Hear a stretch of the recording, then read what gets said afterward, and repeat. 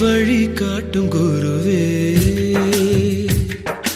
எங்கேயோ தோன்றி எங்கேயோ வாழ்ந்த எங்களை ஒன்றாய் சேர்த்த கல்லூரிக்கு நன்றி சொல்கிறோம்.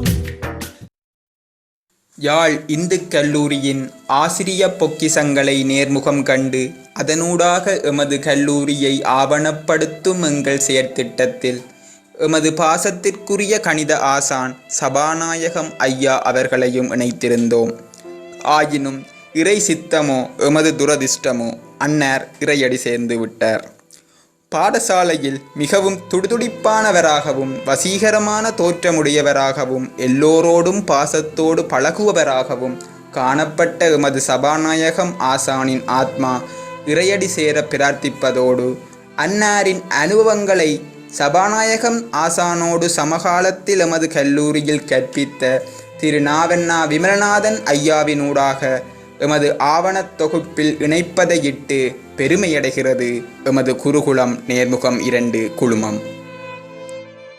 யாழ்ப்பாணம் இந்து கல்லூரியிலே சேவையாற்றிய மூத்த ஆசான்களினுடைய அனுபவ பகிர்வுகளை தொகுப்பாக கொண்டு வெளியிடப்படுகின்ற நேர்முகம் என்கின்ற இந்த ஆவண திரட்டிலே இந்து கல்லூரியிலே நீண்ட காலம் ஆசிரியராக சேவை செய்து தற்பொழுது அமரராகிய கணபதி பிள்ளை சபாநாயகம் கணித ஆசிரியர் அவர்களை பற்றிய சில குறிப்புகளை இந்த இடத்திலே பகிர்ந்து கொள்ளலாம்னு நினைக்கின்றேன். இந்து கல்லூரி என்பது ஒரு பெரிய விருட்சம். கல்வியிலே பெரிய பெயர்களை, பெரிய எடுப்புகளை, பெரிய மிகவும் சிறந்த விளைவுகளை உலகத்திற்கு வழங்கி கொண்டிருக்கிற விருட்சம். இந்து கல்லூரியிலே படிப்பது, இந்து கல்லூரியிலே வேலை செய்வது என்பது பெருமைக்குரிய விடயங்களாக எல்லாராலும் பேசப்படுகின்றார். ஆனால் இந்து கல்லூரிக்கே பெருமை சேர்த்துகின்ற ரீதியிலே நாங்கள் விரல் விட்டு எண்ணக்கூடிய சில மகான்கள், பேராசான்கள், சில மாணவர்கள் அவர்களுடைய பெயர்களை குறிப்பிடலாம். அந்த வகையிலே இந்து கல்லூரிக்கு பெருமை சேர்த்த வகையிலே ஆசான்களிலே மிகவும் எல்லாராலும் மனதிலே நிறுத்தி கொள்ள வேண்டியவரும், எல்லாராலும் பேசப்பட வேண்டியவரும், எல்லாராலும் நினைவுபடுத்திக் கொள்ள வேண்டியவரும் ஆகிய எங்களுடைய அமரர் சபாநாயகர் ஒரு கணித ஆசிரியர். அவர் 29/1/93 ஆண்டு யாழ்ப்பாணம் இந்து கல்லூரிக்கு ஒரு ஆசிரியராக சேவை செய்ய வந்தார்.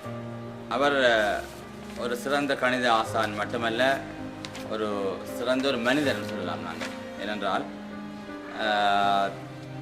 ஆசிரிய பணிக்கு இலக்கணமாக திகழ்ந்தவர்.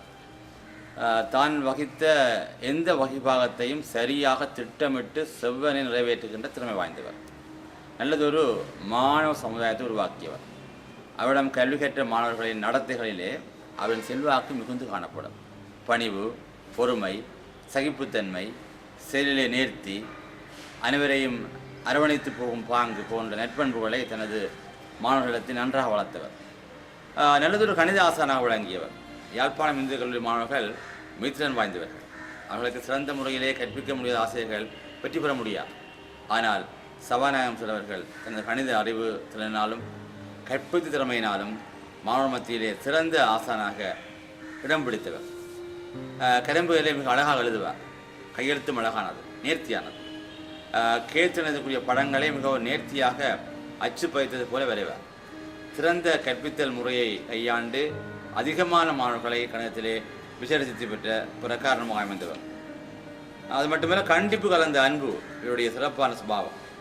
இவரால் கண்டிக்கப்படும் மாணவர்கள் அனைவரும் இவருடன் மிகவும் அன்பாகவும் பணிவாகவும் இருப்பதை பார்த்து நாங்கள் அதிசயித்திருக்கிறோம்.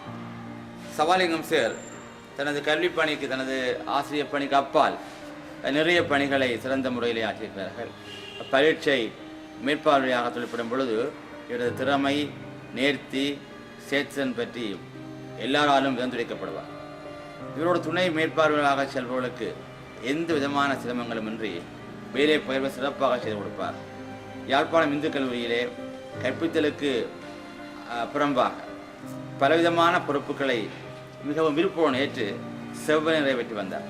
சிக்கன கூட்டுறவு சங்கத்தை பொறுப்பேற்று அது நிர்வாகத்தின் கீழ் சிற்றுண்டி சாலையை திறம்பட நடத்தியவர். இவரது காலப்பகுதியிலே சிற்றுண்டி சாலை மிகவும் சிறந்த ஒரு செயற்பாடாக செயற்பட்டு வந்ததை அனைவரும் அறிவார்கள்.